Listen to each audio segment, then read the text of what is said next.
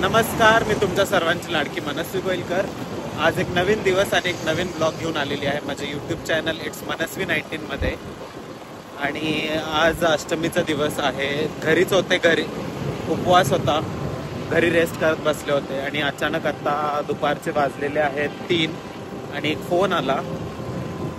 तर एक प्रॉब्लेम झालेला आहे। तर काय झालं हे पाहण्यासाठी आणि मी चालली गडबडीत तिकडे, तर तुम्हाला संपूर्ण विस्तारपणे तिकडे सांगेल आणि दाखवेल। तर पाहण्यासाठी व्हिडिओच्या शेवटपर्यंत नक्कीच पहा आणि तोपर्यंत माझ्या चॅनलला सबस्क्राईब करायला विसरू नका। आत्ता पोहोचले मी इथं ससून हॉस्पिटलला।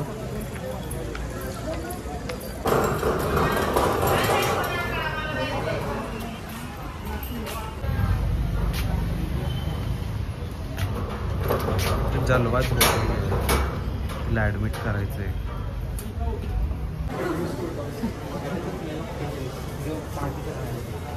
शोधा कोणाचा तरी नंबर तिच्या आई वडिलांचा।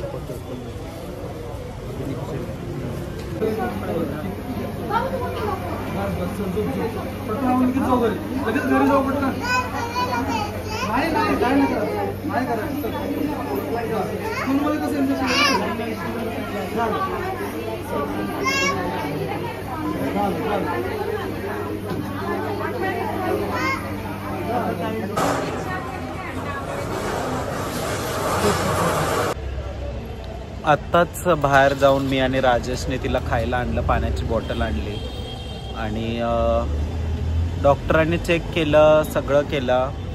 त्यानंतर सायकॅट्रिस्ट पण येऊन चेक करून गेले।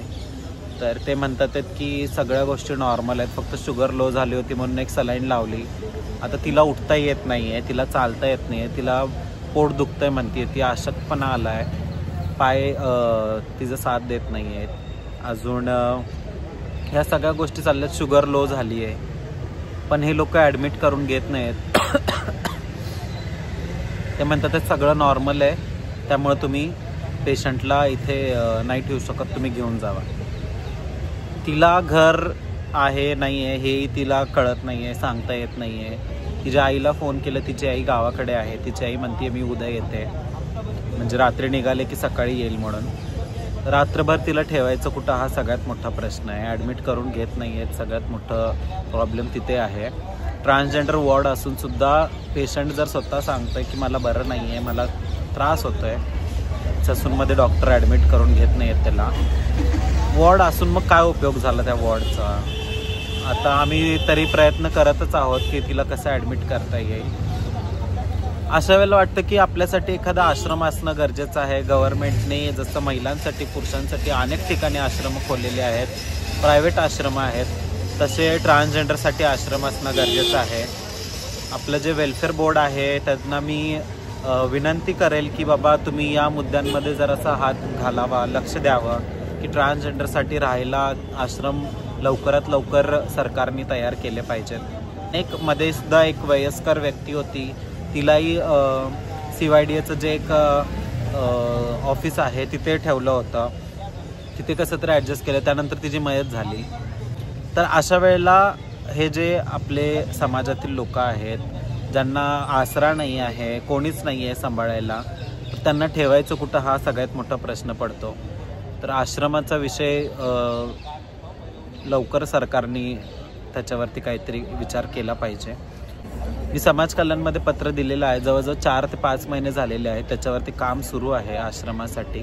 पण आता ते जेव्हा होईल तेव्हा होईल, पण आता ह्या परिस्थितीमध्ये करायचं का हा सगळ्यात मोठा प्रश्न आहे। आता मी गुरुंना फोन केला होता, ते म्हटले मी येते, मग आपण काय करायचं बघूया।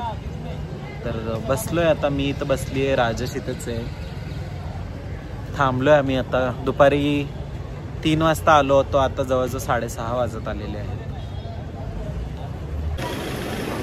आत्ता गुरु आलेले आहेत दवाखान्यात, बघू आता पुढे काय होतं आहे।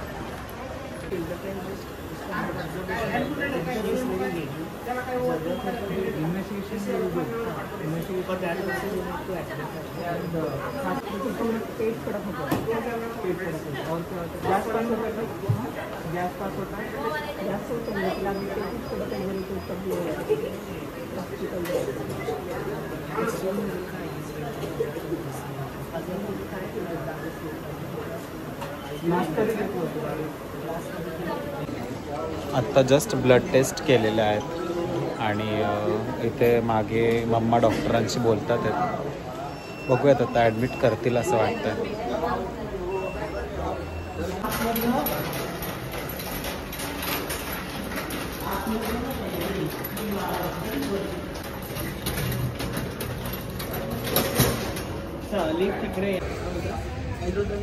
रात्रीचे आत्ता वाजलेत 8:30 आणि तिला जस्ट ॲडमिट केलेलं आहे 14 नंबरमध्ये.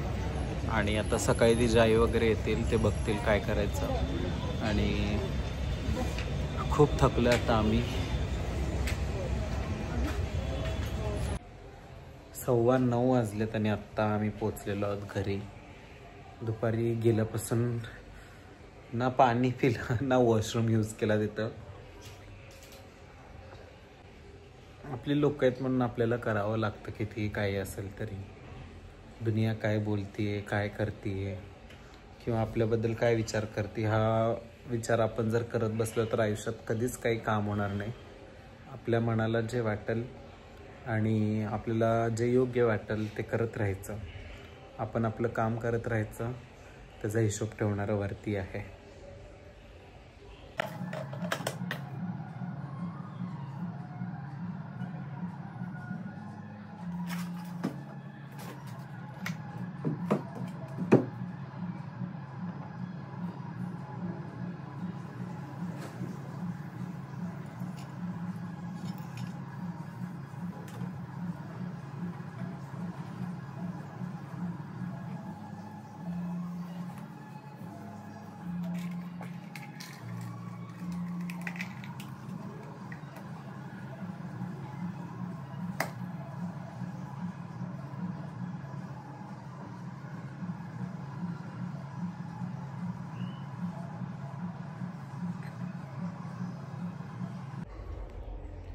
येऊन आंघोळ केले आणि दिवाबत्ती केला आणि आत्ता बसली आहे. जेव्हा असे केसेस येतात तेव्हा मी तत्काळ जाते, कारण एकच विचार करते की जर त्या व्यक्तीच्या जागी मी असते आणि मला जर अशी मदतीची गरज असते तर मला कोण आलं असतं, आणि माझ्या वेळेला जर कोण नसतं तर मला किती वाईट वाटलं असतं. ह्याच विचारानं मी मदत करायला जाते. आणि कितीही कामात असू दे किंवा कधी मी असे रेस्ट करण्याचा विचार केला आणि घरी असेल आणि काहीतरी अशी इमर्जन्सी आली तर मी नक्कीच जाते पहिला. मला आवडतं हे काम करायला, कारण सगळे आपलेच आहेत. आणि जसं मी कायम बोलत असते की आम्हालाही मनुष्य म्हणून तुम्ही बघा आणि एक मनुष्य म्हणून ह्या समाजाचा भाग समजून एकत्रितपणे आम्हालाही जगण्याचा अधिकार द्या. तर तसंच मी सगळ्यांना एक मनुष्य म्हणूनच बघते आणि मलाही वाटतं की सर्व समाजाने आम्हाला त्याच दृष्टिकोनाने बघावं. किती आज दिवस सगळा तिथे गेला, पण ॲट लास्ट तिला ॲडमिट करून घेतलं. आता उपचार उद्यापासून सुरू होईल. बघूयात आता काय तिचं निघतंय किंवा काय काय उपचार तिच्यावरती करावे लागतील. उपवास आहे आणि आत्ता वरईचा भात करायला लावलेला आहे. तर वरईचा भात झाला की मग थोडंसं फराळ करेल आणि मग झोपेल. तर हा संपूर्ण व्हिडिओ तुम्हाला कसा वाटला कमेंट करून नक्की सांगा. व्हिडिओला लाईक करा, शेअर करा आणि चॅनलला सबस्क्राईब करायला विसरू नका. Bye guys, good night.